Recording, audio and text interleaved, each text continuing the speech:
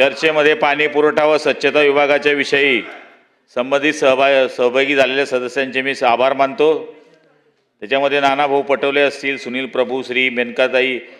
Rajale, Rameshji Bornare, Sunilji Shelke, Vijay Wadettiwar, Maheshji Landge, Dilip ji Lande, Abu Azmi, Kailas Patil, Jayant Patil, Anil Patil, Pravin Tayde, Amolji Khatal, Chandrakantji Navghare, मनीषाताई Chaudhari, Gajanan Lavate, Sanjana Jadhav, आमशा Padvi, Vishal Bhumre, मंजुळाताई Gavit, Balaji Kalyankar,